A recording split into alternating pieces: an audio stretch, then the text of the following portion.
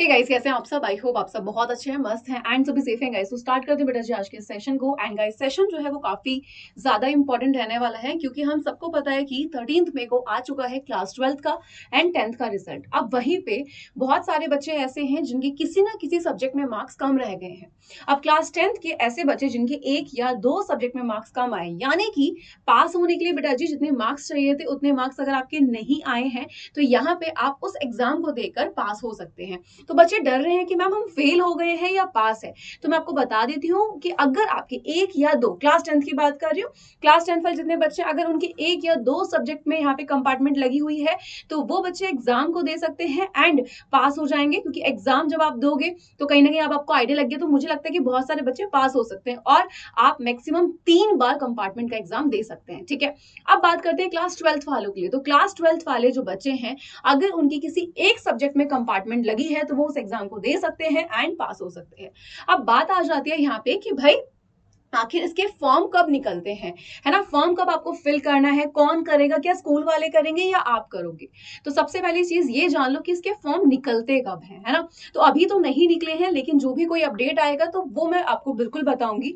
अभी कोई अपडेट नहीं है। अगर हम बात करते हैं लास्ट ईयर की, तो 10th जून तक इसके जो फॉर्म थे वो आ गए थे। ठीक है, तो प्लीज डेट का ध्यान रखिए कि आखिर कब शुरू हो रहे हैं फॉर्म फिल होना एंड इसकी लास्ट डेट क्या है। ठीक है, क्योंकि अगर आप लास्ट डेट से पहले फॉर्म फिल कर देते हो तो बहुत सही है, अगर आप लेट करते हो तो वहां पे फिर आपका जो फॉर्म के जो चार्जेस होते हैं वो ज्यादा हो जाते हैं। ठीक है, तो यहाँ पे लास्ट ईयर क्या हुआ था, लास्ट ईयर देखो अभी तो नहीं निकले, लेकिन हाँ हमें पता है कि निकलेंगे जरूर। तो इसीलिए मैं ये चीज आपको एडवांस में बता रही हूँ कि होगा क्या, कि या तो मई के एंड में या फिर जून के स्टार्टिंग में क्या होगा, आपके फॉर्म निकलेंगे। अब वो आपको फिल करना है। अब ऐसा नहीं कि वो आपको फिल करना है। अब यहाँ पे देखो दो तरीके से चीजें होंगी।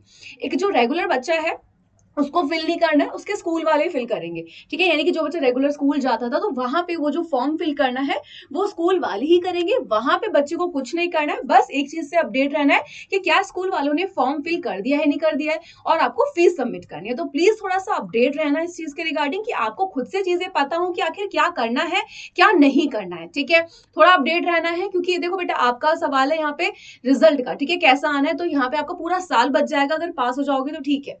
ठीक है, अगर आप यहाँ पे एग्जाम नहीं दे रहे हो, ठीक है, तो बेटा यहाँ पे फिर आपको दोबारा से, यानी कि जितने बच्चों की अगर कंपार्टमेंट ज्यादा है तो उन बच्चों को बेटा दोबारा अगले साल अपना बोर्ड एग्जाम देना पड़ता है। तो ये नहीं चाहते हो तो अच्छे से एग्जाम को दे देना। ठीक है, अब यहाँ पे बात कर रहे हैं हम लोग किसकी, कि भाई आखिर फॉर्म कब निकलेंगे। तो मैंने बता दिया, या तो मई की एंड में, ठीक है, या फिर जून के स्टार्टिंग में आपके फॉर्म निकल जाएंगे। तो फॉर्म को फिल कर देना है टाइम से, ताकि आपका जो एग्जाम है वो हो पाए एंड यहाँ पे आपको लेट फीस ना भरनी पड़े।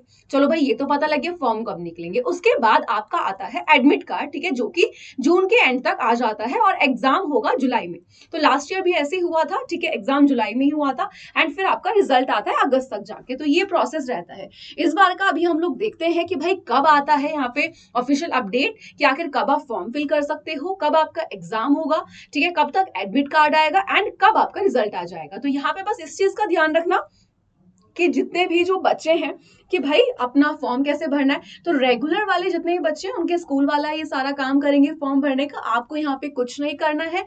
लेकिन जितने भी जो प्राइवेट बच्चे जो रेगुलर नहीं जाते थे स्कूल, वो आपको खुद ही फिल करना पड़ेगा। तो प्लीज बेटा जी इस बात का आपको ध्यान रखना है कि आप इस चीज का ध्यान रखें, बिल्कुल भी अपना डिले ना करें एंड किसी के भरोसे मत बैठना कि भाई हमारे भैया ने कर दिया, अंकल कर देंगे या चाचा जी कोई कर देगा। नहीं, आपका काम है थोड़ा सा अपडेट रहना कि क्या आपका फॉर्म फिल हुआ है नहीं हुआ है।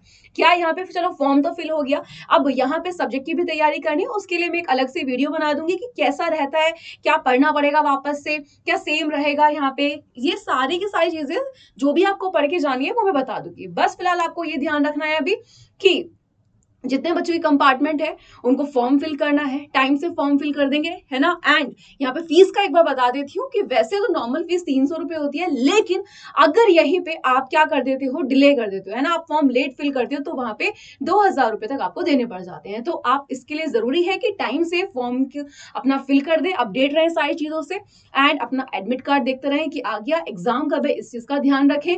ठीक है, एंड साथ ही साथ रिजल्ट फिर आ ही जाएगा। ओके तो 3 बार आप यहाँ पे एग्जाम दे सकते हो। तो बस आपके पास 3 ही मौके होते हैं यहाँ पे एग्जाम देने के, तो आपको ट्राई करना है कि भाई अच्छे से अपना एग्जाम को दे दो, ठीक है।